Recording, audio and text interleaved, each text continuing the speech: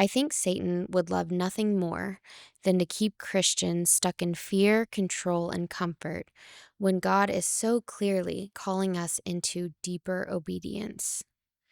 And the frustrating part is, I caught myself falling for it this week. We posted a video last week about God asking my husband to quit his job. And then, just a few days later, after sitting here telling all of you about trusting God when you don't know what comes next, I started freaking out a little bit about what comes next.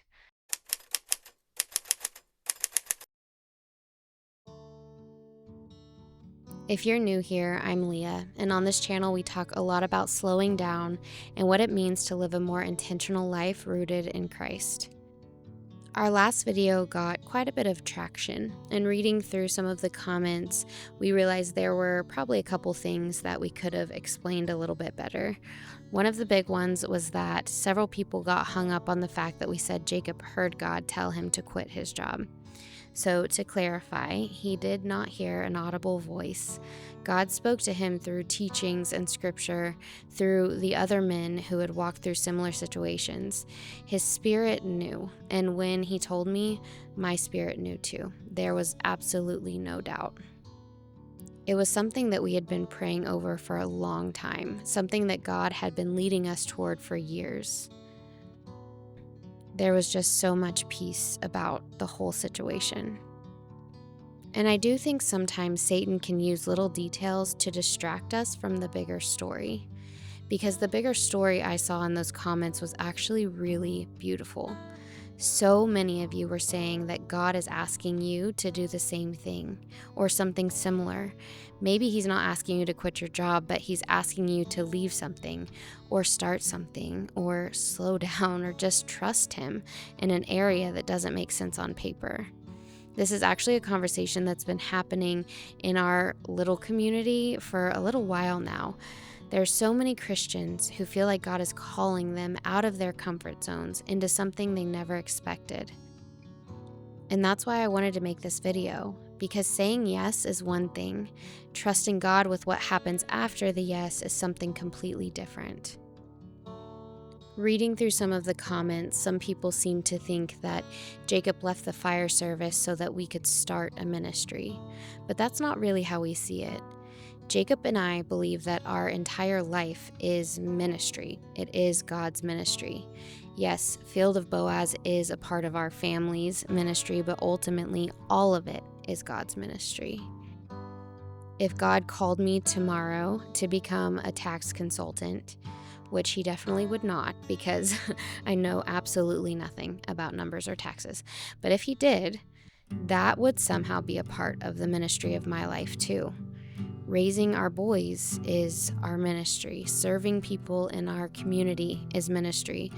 Building Field of Boaz is ministry. Whatever God puts in front of us, we want to use it to serve him ultimately.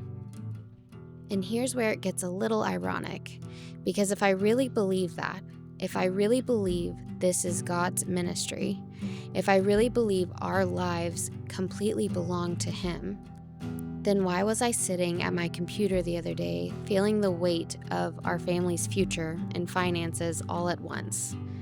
It was our first day back to homeschool, and it was honestly such a good day. We were all excited. The boys did amazing. We had such a sweet morning together. And then Jacob took the boys for a little while so I could get some work done. And almost immediately, I felt anxious. And the weird thing is, that anxiety hasn't been there before. I wasn't used to experiencing that. I had been having full trust that we stepped out in obedience and God was going to provide. But all of a sudden, it came crashing down in that one moment. I was answering emails, setting up meetings, thinking about content, thinking about our ministry. And then I started thinking about money and thinking about the future, and I could just feel this anxiety building. I prayed about it, but honestly, nothing really changed in that moment. So I finished what I needed to do and went about the rest of my day. And then the next morning, after we got done with our second day of homeschool, I had a little bit of time before I needed to work. So I took a shower. because apparently my shower is one of God's favorite places to meet with me. I actually think I've mentioned this before. When I got in there, I just started talking his ear off. There's still a lot of unknown in our life right now. We're still having to fully trust that God is our provider. And somewhere in the last few days, I guess I had stopped doing that, which is kind of funny considering we just posted an entire video about trusting God, which is generally how these things work, right? We post something and then we get tested on it. But I started thinking about the bills and what the future was going to look like, where the next paycheck was coming from, how I was going to make all of this work. And honestly, I feel really vulnerable telling you all of this, but I know I'm not the only one who deals with this. So I talked to God for a while, and then I just got quiet, like I so often say, just sit in his presence. And I almost immediately realized what I was doing. He just opened my eyes. I was trying to take it all back on myself. I had surrendered it to God when we had first stepped out in obedience, and then slowly, without even realizing it, I had started picking everything back up again. Like, okay, God, I trusted you enough to get here. Now let me figure out the rest. Let me make sure that this will succeed. Let me make sure that we're going to be okay. That's not full surrender. That is me trying to control the outcome of my own obedience. And as we know, that's how sneaky the enemy can be, because he didn't necessarily need to have to convince me to completely walk away from what God has called me to do.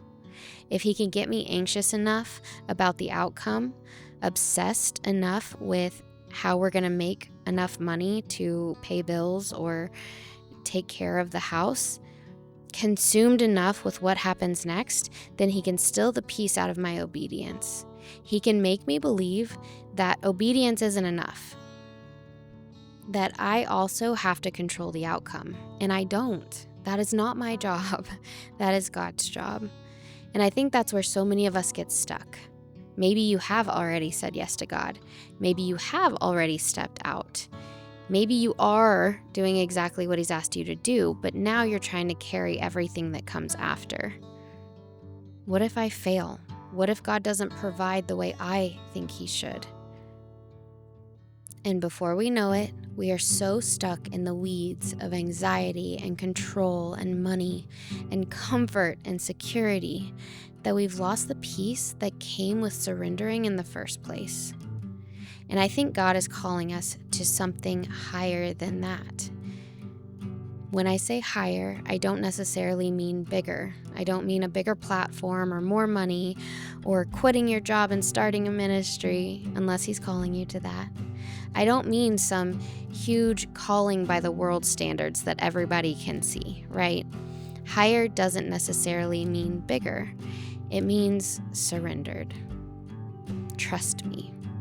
Follow me. Let me carry what happens next.